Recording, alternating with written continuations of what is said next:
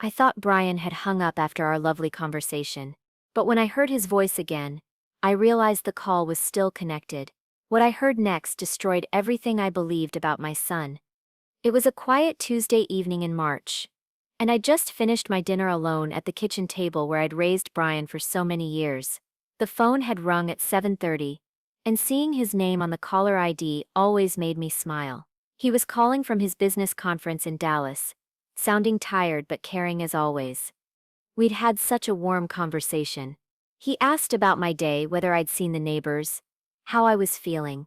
He even asked if I needed anything from Dallas, which made my heart swell with gratitude for having such a devoted son. After everything I'd sacrificed to raise him as a single mother, moments like these reminded me it had all been worth it. "Love you, Mom, talk tomorrow," he'd said. And I heard what sounded like his phone being set down on a table. I was about to hang up myself when I heard voices in the background. Something made me freeze. The call was still connected. My finger hovered over the red button on my phone, but curiosity and a growing sense of dread kept me listening. That's when I heard Amanda's voice, clear as day through the speaker. "Did you tell her about the assisted living idea yet?" My blood turned cold. Assisted living? What was she talking about? Then came Brian's voice. The voice of the son I'd worked double shifts to put through college. The son I'd given everything to protect and nurture. Not yet. She'd fight it hard. But with our credit cards completely maxed out, we need that house money fast. The room started spinning around me. House money? My house? Amanda's response hit me like a physical blow. "Your mom's place has got to be worth $750,000 easily in this market. That pays off everything and gives us a fresh start." I gripped the phone so tightly my knuckles went white. They were talking about my home, the place where I'd raised Brian, where his father and I had built our life together, like it was just some asset to liquidate. But Brian's next words shattered my heart completely. "I know, but she's my mother, Amanda." "Brian, she's becoming dead weight we can't afford to support anymore. Face reality." Dead weight. That's what my daughter-in-law called me. Dead weight. And then, the final betrayal that made my hands start trembling. "You're right. She'll be safer in professional care anyway, and we'll finally be debt-free. Stop feeling guilty. I'll handle researching the facilities. You just work on convincing her. She trusts me completely. I can make her think it's her idea." The phone slipped from my fingers and clattered onto the kitchen table. I sat there in the silence of my empty house, the house they wanted to steal from me, feeling like everything I'd believed about my son had just crumbled to dust. Brian thought I was dead weight. He was planning to manipulate me into giving up my home so he could pay off his debts. He was going to make me think warehousing me in some facility was my own idea. The boy I'd loved unconditionally, the man I'd sacrificed everything for, saw me as nothing more than a financial solution to his problems. I sat there for what felt like hours, staring at the kitchen where I'd packed his school lunches every morning, where I'd helped him with homework every night, where I'd celebrated every achievement and comforted every disappointment. They had no idea what they'd just done. They had no idea who they were dealing with, and they had no idea what was about to happen when they got back from Dallas. Before we continue, please leave a comment telling us where you're watching from and subscribe to Never Too Old channel. We're creating a community of incredible women who know that our best chapters can happen at any age. Now, back to the story. My name is Dorothy Sullivan. I'm 68 years old, and I live in Tampa, Florida, in the same house where I raised my son Brian as a single mother. That phone call changed everything.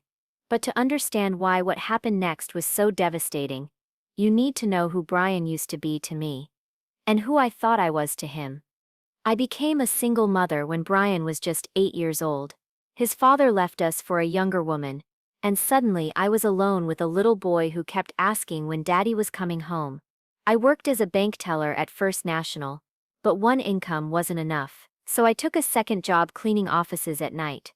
While other mothers were tucking their children into bed, I was emptying trash cans and vacuuming carpets.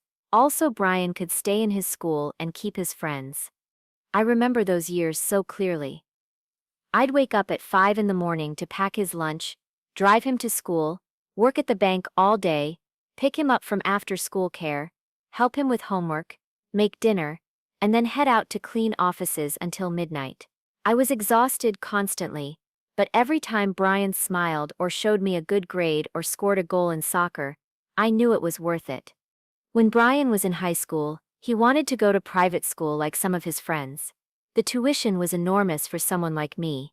But I couldn't bear to disappoint him, so I worked overtime every weekend for 4 years, picking up every extra shift the bank offered. I ate peanut butter sandwiches for lunch and mended my clothes instead of buying new ones. Brian got his private school education, and I was so proud watching him graduate.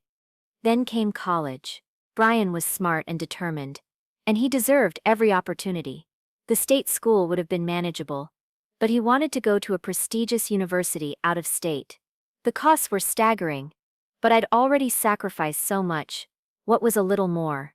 I took out loans, worked holidays, and even sold my mother's wedding ring to help cover his expenses. 4 years and over $100,000 later, Brian walked across that stage to get his degree. I cried tears of joy in that audience, knowing I'd given him the foundation for a successful life.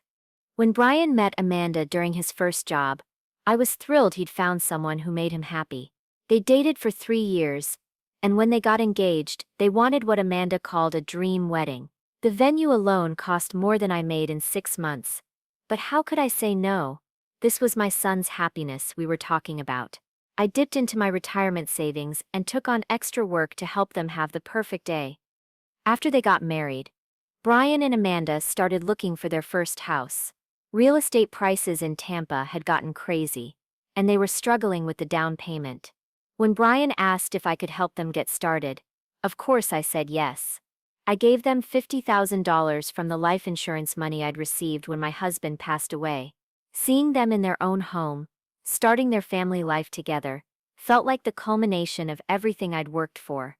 What Brian didn't know was that the life insurance payout had been much larger than he realized. My late husband had been very careful about our financial planning, and his policy was substantial. Between that money and my decades of careful saving from my banking career, I was actually quite comfortable. But I'd always lived modestly. I drove my old Honda until it couldn't run anymore, shopped with coupons, and kept my expenses low. Brian assumed I was living paycheck to paycheck on my retirement income, and I never corrected that impression. In recent months, Brian had been asking for more help. First it was assistance with a car repair, then help with utilities when Amanda was between jobs, then emergency money when their credit cards got too high. Each time, I said yes without hesitation. That's what mothers do, that's what love means. You help your children when they need you. I noticed Brian seemed more stressed lately, and our conversations had started focusing more on my expenses and my big house. Amanda would make comments about me rattling around in all that space, or mention how overwhelming it must be to maintain everything. They asked questions about my monthly bills, my insurance, whether I was managing okay with my finances. I thought they were being caring and concerned. I thought they were worried about their aging mother living alone in Florida. When Brian announced this business conference in Dallas and said Amanda was going to join him for a little vacation afterward, I even offered to pay for her flight. I wanted them to have some time together, and I knew money was tight for them. I was so proud of the man Brian had become. Successful in his career, devoted to his wife, still calling his mother regularly to check on her. When friends at church would complain about their ungrateful children, I'd count my blessings for having such a loving son. The night before they left for Dallas, Brian came over to check on me and make sure I had everything I needed while they were gone. He seemed distracted and mentioned they had some big decisions to make about their future. I assumed he was talking about his career or maybe starting a family. I hugged him goodbye and told him how proud I was of him, how grateful I was to have such a wonderful son who still cared about his mother. 3 days later I was sitting in that same kitchen where I'd raised him, where I'd sacrificed so much to give him every opportunity, listening to him call me deadweight and plan to manipulate me out of my home so he could pay off his debts. That's when I realized that everything I thought I knew about my son, everything I believed about our relationship had been a complete illusion. Looking back now, I can see the warning signs I missed. The change in Brian didn't happen overnight. It was gradual, like watching someone you love slowly transform into a stranger. It started about a year ago when Brian lost his job at the marketing firm. At first, I was sympathetic. The economy was tough, and layoffs were happening everywhere. When he called to tell me the news, he sounded devastated, and my heart broke for him. Of course I wanted to help, however I could. "Mom, I hate to ask," he said during that first phone call after the layoff. "But could you help us with the car payment this month? Just until I find something new?" Without hesitation, I transferred the money to his account. $450 felt like nothing compared to my son's peace of mind. I told him not to worry about paying it back. That family helps family.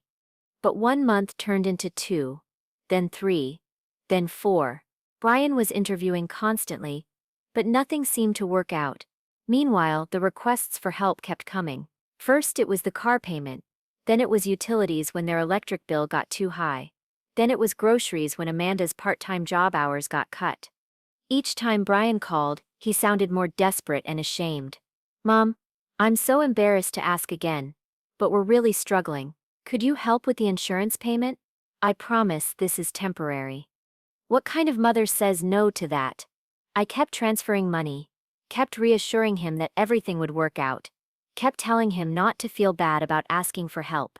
By the end of the first year, I was covering most of their major monthly expenses. But something else was changing too. Brian's calls became less about catching up, and more about my finances. He'd ask questions that seemed caring on the surface, but felt different somehow. "Mom, are you managing okay with all your bills?" he'd ask. "That house is getting pretty expensive to maintain, isn't it? Property taxes, insurance, upkeep. It must be overwhelming." Or Amanda would chime in during family dinners. "Dorothy, you're rattling around in all this space. Don't you ever feel lonely here? It's so much work for one person." They started bringing up my age more frequently.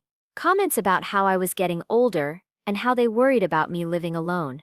Brian would mention news stories about elderly people falling at home or forgetting to turn off appliances, always with this concerned tone that made me feel like he was genuinely worried about my safety. "Mom, what if something happened to you and nobody found you for days?" he'd say. "We live 20 minutes away, but that's still 20 minutes too far if there's an emergency." I appreciated their concern, but it also made me feel diminished somehow.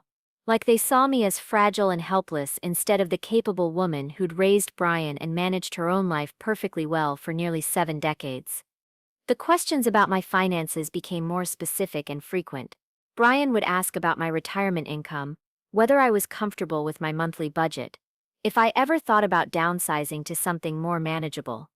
"Mom, houses like this are worth a fortune now," Amanda would say during visits. "Have you ever thought about what you'd do with all that equity? You could live anywhere, do anything with that kind of money." When I'd change the subject or give vague answers, they'd exchange these looks. Not angry looks, but calculating ones, like they were having conversations about me when I wasn't around. Then Brian started talking about planning for the future and making sure I was taken care of as I got older. He brought up things like power of attorney, and making sure all my financial affairs were organized in case I ever couldn't manage them myself.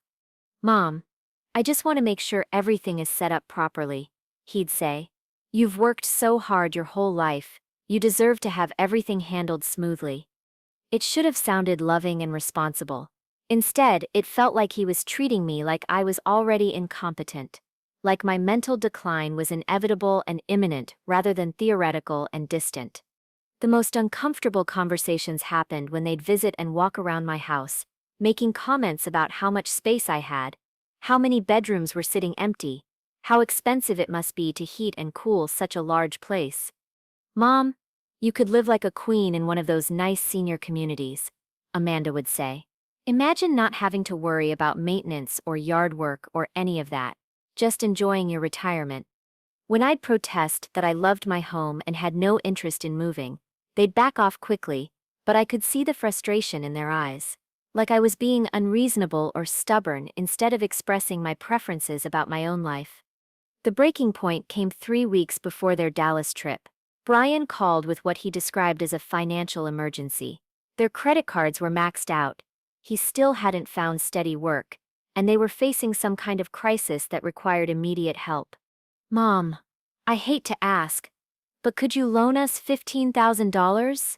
I know it's a lot, but we're really in trouble here.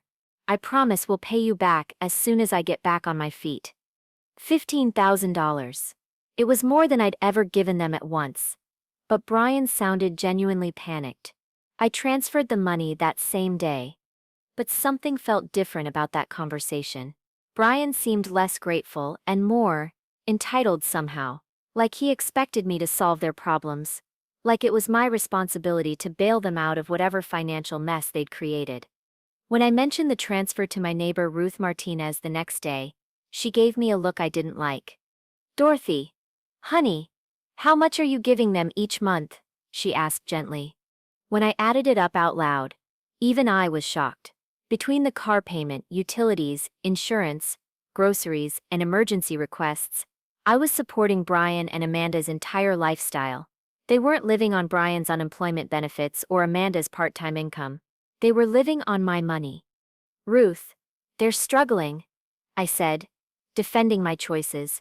Brian's having trouble finding work, and they're young. I can afford to help them. Ruth's expression was skeptical. Dorothy, Brian's been looking for work for over a year. At what point does temporary help become permanent support?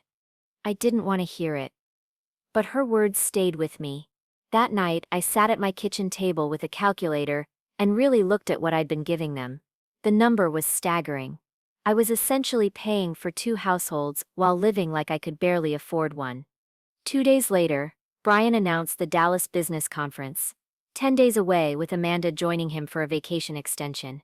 They seemed excited about the trip, talking about the nice hotel and the restaurants they wanted to try.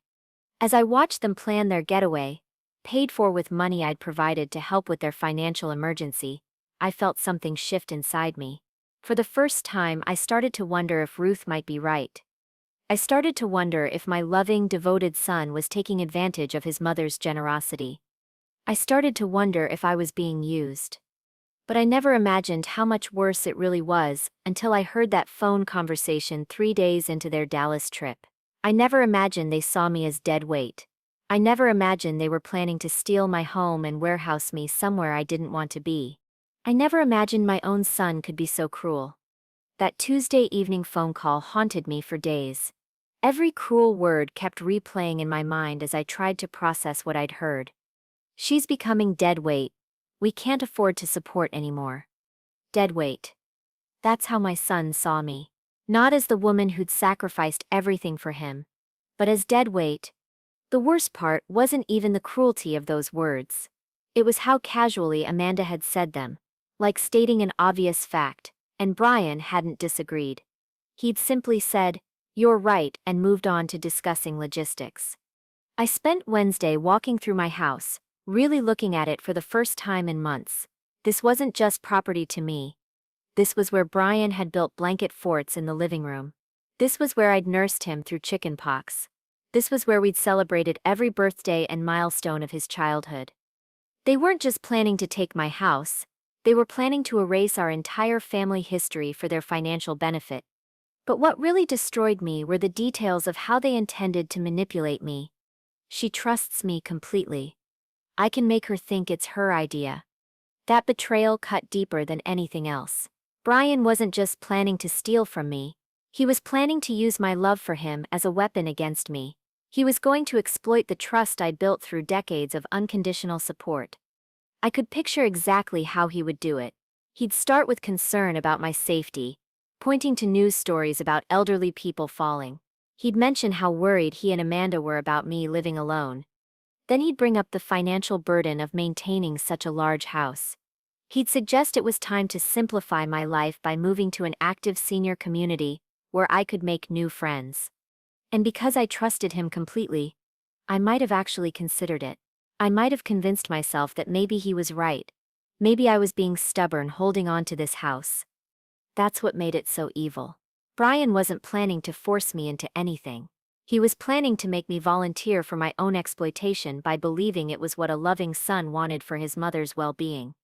Thursday morning, I called my neighbor Ruth Martinez and asked her to come over for coffee. I needed to talk to someone. Ruth, if I tell you something, will you promise to give me your honest opinion? I asked. I told her everything. The phone call, the conversation I'd overheard, the assisted living plan, the house sale. Ruth's expression grew darker with every detail. When I finished, she shook her head slowly.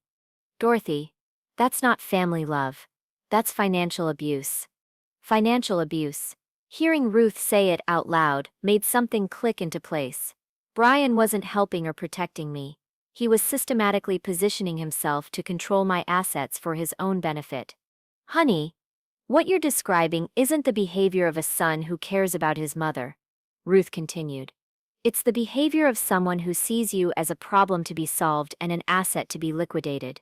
Ruth was right. The pattern had been building for months.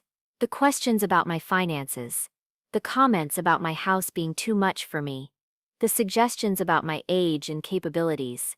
They'd been preparing the ground for manipulation. What are you going to do? Ruth asked. Brian and Amanda would be back from Dallas in 6 days.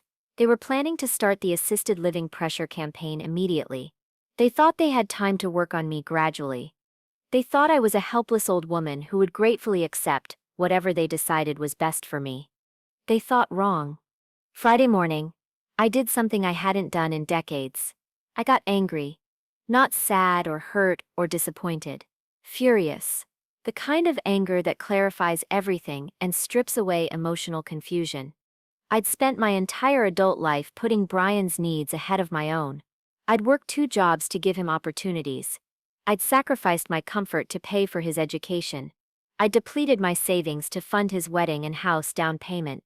Even recently, I'd been supporting his entire lifestyle. And this was how he repaid me. By planning to manipulate me out of my home so he could pay off debts from his own poor decisions? I'd raised him better than this. I'd taught him about honesty, respect, treating people with dignity. Somewhere along the way, those lessons had been forgotten. Brian had decided his financial problems mattered more than my autonomy, more than my right to make decisions about my own life. He decided I was dead weight. Well, if I was dead weight, then maybe it was time for them to learn how to carry their own load. Saturday morning, I sat at my kitchen table and really thought about my situation for the first time in months. Not as Brian's mother, not as someone who needed to solve his problems, but as Dorothy Sullivan, a capable woman with her own life and rights. I thought about my late husband and what he would say. He'd always been protective, always insisted I stand up for myself. Dorothy, he used to say, being kind doesn't mean being a doormat. People will treat you exactly as well as you insist they do. I'd forgotten that lesson. I'd confused being a loving mother with being an endless source of financial support. I'd mistaken enabling Brian's irresponsibility for helping him succeed. But I wasn't helpless. I wasn't confused or incompetent. I was a former bank teller who understood financial planning better than Brian ever would. I owned my house outright. I had substantial savings.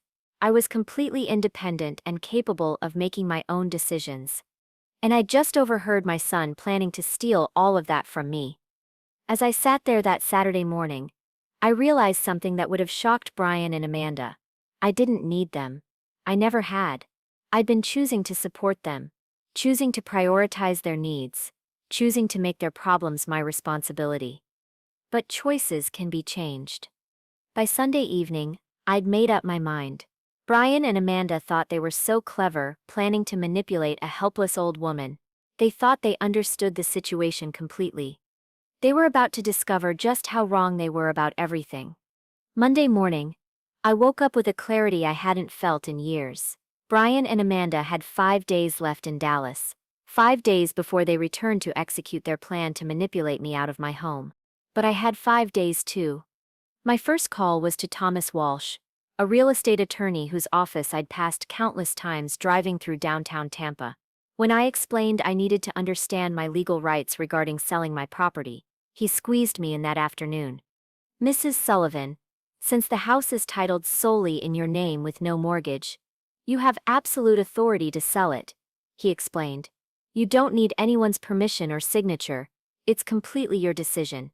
That's exactly what I'd hoped to hear. How quickly could a sale be completed? I asked. With the right buyer and circumstances, as fast as a week. Cash buyers, no inspection needed, clear title. It's rare, but possible. I left his office with a list of reputable cash buying companies. The first one I called was Pinnacle Property Investors. We specialize in quick estate sales, Mrs. Sullivan, their representative explained. Could we evaluate your property tomorrow? Tuesday afternoon, a professional appraiser walked through my house, taking photos and notes. Based on recent neighborhood sales and the county tax assessment, they offered $750,000 cash with a 5-day closing. $750,000. The exact amount Brian and Amanda had calculated in their cruel conversation. We can close Friday if you're ready to proceed, the representative said. I signed the contract that evening. Wednesday morning, I opened a new bank account at a different branch, where Brian had never been. Then I visited 3 senior living communities Ruth had recommended. The third one, Sunset Manor Apartments, felt perfect. Clean, friendly, independent living with optional services if needed. We have a furnished 1-bedroom available immediately, the manager said. First month's rent can be paid today if you're interested. I wrote the check on the spot. Thursday was packing day. Ruth came over to help me sort through 4 decades of belongings. I kept photo albums, my mother's china, clothes, and a few pieces of furniture with sentimental value. Everything else could stay with the house or go to charity. Are you sure about this, Dorothy? Ruth asked as we folded my clothes into suitcases. I've never been more sure of anything, I replied. They want my house so badly? Let them explain to a new owner why they think they're entitled to live here. Friday morning, the closing took place at the attorney's office. I signed the papers, received a cashier's check for the net proceeds, and deposited it into my new account. $735,000. After closing costs. That afternoon, I moved my essential belongings to Sunset Manor. The apartment was small but bright, with a lovely view of the community garden. For the first time in months, I felt peaceful. Friday evening, I had one final task. I called a locksmith to change every lock on my old house. Then I went inside one last time and placed an envelope on the kitchen counter where Brian and Amanda would be sure to find it. The letter I'd written was simple and direct. Dear Brian and Amanda, if you're reading this, you know the house has been sold. I heard every word of your conversation on Tuesday night when Brian forgot to hang up his phone. I heard you call me dead weight. I heard you plan to manipulate me into assisted living so you could sell my house for your debts. The house sold for exactly what you calculated. $750,000. That money is now in my new bank account, where it will stay. I've moved somewhere I'm appreciated, not seen as a burden to be disposed of. Your belongings have been packed and placed in the garage. You have 30 days to claim them before they go to charity. I hope this lesson teaches you that underestimating people has consequences. You thought I was helpless dead weight. You were wrong about everything. Love, Mom. Saturday morning, I woke up in my new apartment, made coffee, and read the newspaper in my sunny kitchen. Brian and Amanda would be flying home that afternoon, expecting to return to their old life and begin working on their helpless mother. Instead, they'd find changed locks, a sold house, and the devastating realization that their financial problems were now entirely their own responsibility. I felt no guilt, only relief. For the first time in over a year, I wasn't worried about anyone else's bills or crises or poor decisions. I was free to live my own life, make my own choices, and spend my own money as I saw fit. Brian had called me dead weight, but as I sat in my peaceful new home, I realized he'd been projecting. He was the one who'd become a burden, constantly draining my resources while contributing nothing but stress and manipulation. Now he'd have to learn to stand on his own 2 feet. It was a lesson that was long overdue. Sunday afternoon, I was arranging my photo albums in my new apartment when my old phone started ringing. The caller ID showed Brian's number, but I didn't answer. He was probably calling from the airport, excited to get home and start working on his helpless mother. An hour later, the phone rang again. Then again. By evening I had 12 missed calls, and several increasingly frantic voicemails. The first few messages were confused. "Mom, our key isn't working. Are you okay? Call me back." Then came panic. "Mom, where are you? The locks are changed. There's an envelope with our names on it. What's going on?" Finally, devastation. "Mom, I read your letter. Please call me. We need to talk. I can explain everything." I deleted each message without listening to the end. Monday morning, Ruth called with an update. "Dorothy, your old neighbors saw Brian and Amanda at a motel on Dale Mabry Highway last night. They looked shell-shocked." "Good. Now they knew how it felt to have your security ripped away without warning." The calls continued all week. Brian left increasingly desperate messages about needing to work this out and find a solution. Amanda left crying voicemails claiming there had been a misunderstanding. But there was no misunderstanding. I'd heard exactly what they thought of me, exactly what they planned to do to me, in their own words. By Wednesday, Ruth reported that Brian had called her, begging for my new address or phone number. She'd refused, of course, but she said he sounded completely panicked. He kept saying their credit cards are maxed out, and they can't afford to stay in hotels much longer. Ruth told me.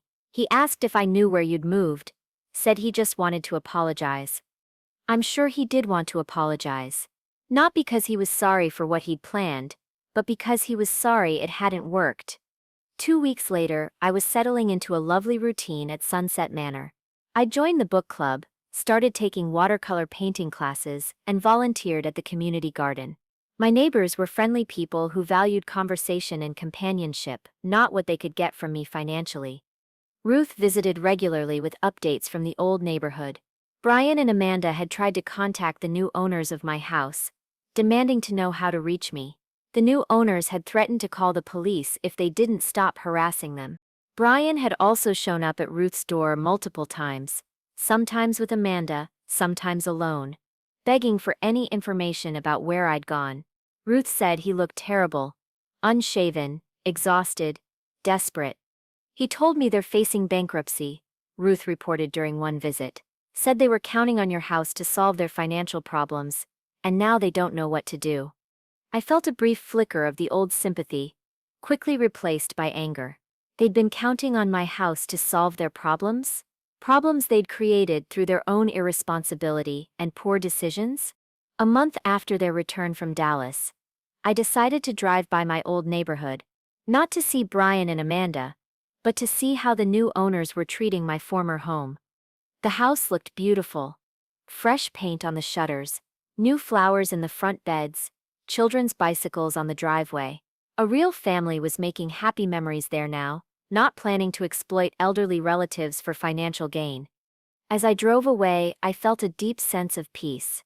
My house was in good hands. My money was secure. My life was my own again. 6 months later, Ruth brought news that Brian and Amanda had divorced. The financial pressure and stress of their situation had destroyed their marriage. Brian had moved back in with his father in another state, and Amanda had returned to her parents. The last I heard, Brian was working 2 part-time jobs trying to pay off their debts. No more business conferences. No more vacation extensions. No more living beyond their means on someone else's generosity. He was learning what it meant to carry his own weight, instead of calling his mother dead weight, while depending on her support. As for me, I was thriving. At 71, I was more independent and content than I'd been in years. I had wonderful friends, engaging activities, and complete control over my own finances and decisions. I'd changed my will, leaving everything to the animal shelter and a scholarship fund for single mothers. Brian would inherit nothing, just as he'd planned for me to have nothing when he warehoused me in assisted living. Sometimes I thought about calling him, maybe trying to rebuild some kind of relationship. But then I'd remember his voice saying, "She trusts me completely. I can make her think it's her idea," and the impulse would pass. Trust, once broken so completely, can never really be repaired. Brian had taught me that family isn't defined by blood, but by how people treat you. My real family now consisted of Ruth, my neighbors at Sunset Manor, and the friends I'd made in my new life. People who saw me as Dorothy Sullivan, intelligent, capable, worthy of respect, not as dead weight to be managed and manipulated. I was exactly where I belonged, living the life I'd chosen for myself. And Brian? Well, Brian was finally learning to solve his own problems without using his mother as a safety net. It was a lesson that was long overdue, and one I was happy to have finally taught him. So, that's my story. I'd love to hear what you think. You believe I was too harsh, cutting off Brian completely, or did he get exactly what he deserved for calling me dead weight?